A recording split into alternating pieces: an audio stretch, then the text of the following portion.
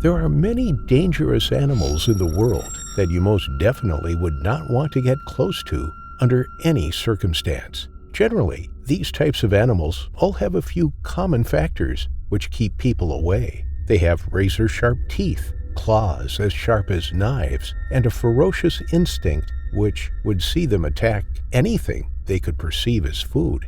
And the animal taking center stage in this video has all of these attributes, making it one of the most dangerous animals in the world, the crocodile.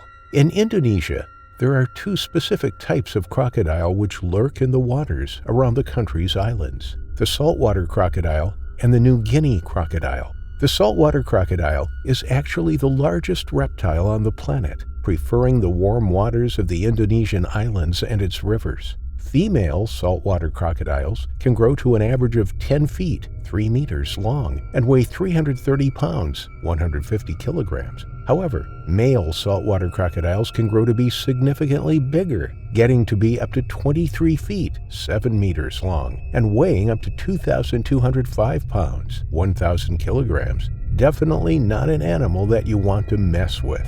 The New Guinea crocodile, on the other hand, is a relatively small species of crocodile, usually found on the island of New Guinea. Like the saltwater crocodile, it prefers warm, murky waters where it can hide and hunt for small fish and mammals. Unlike saltwater crocodiles, who can be quite territorial and aggressive, and are even responsible for several attacks on people every year, New Guinea crocodiles are much shyer and would prefer to hide if a person came across its path. Due to the fact that both of these species of crocodiles were hunted to the point where their populations were facing extinction, some conservationists decided to set up crocodile farms so they could help the animals' population numbers increase again. One of these farms was set up in the Sorong district of the eastern Indonesian province of West Papua. The Indonesian Natural Resources Conservation Agency agreed with the nearby village to set up the farm as a way to help the crocodiles, as well as to perhaps make a bit of work for the local villagers as well.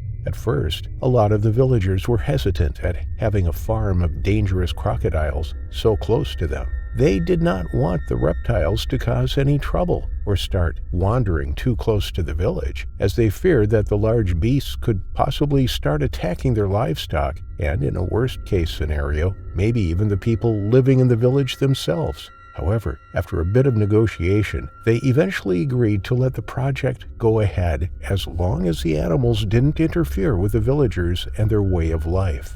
To begin with, the farm and its animals didn't cause much trouble, and the animals were all generally kept a safe distance from the village so that no unfortunate incidents could occur. However, things didn't stay peaceful for very long. One day, a man from the village decided that he needed to collect some more grass and other wild plants from the surrounding jungle in order to create more animal feed for his livestock. Picking the grass himself meant that he didn't have to pay an exorbitant price to get it from a different company. As the man wandered around the outskirts of his village, he noticed that there was a particularly dense patch of grass near to where the crocodile farm was. Seeing as the animals had not caused any trouble since they had first moved into the area, the man felt that it would be safe enough for him to pick the grass from near the crocodile farm. Wandering over to the plants, the man couldn't help but notice that the patch of grass was actually quite close to where the crocodiles were lounging in the water. In fact, the man could clearly see just how big some of the reptiles were as he watched them from the edge of the water. Cautiously, the man began collecting the grass and putting it into his bag. He wanted to get the plants as quickly as possible so that he could leave the area and get as far away from the crocodiles as he could. Little did he know, though, that by turning his back to the large reptiles, he was actually giving them the perfect opportunity to attack, and they wouldn't be crocodiles if they didn't take that opportunity. Within seconds, the man, who had been peacefully picking the grass, felt a sudden and sharp pain in his leg. Not understanding what was happening at first, the man looked down to see a saltwater crocodile clamp down on his leg with its 5-inch teeth, and with a bite force of 3,700 psi, the second strongest bite force in the world, behind only the great white shark.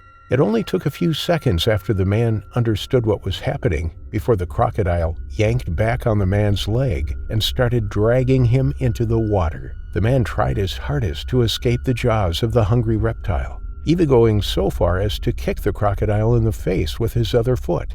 However, the crocodile was not willing to let go of the man once it had him in its jaws. Instead, the huge reptile slowly dragged the helpless man into the water.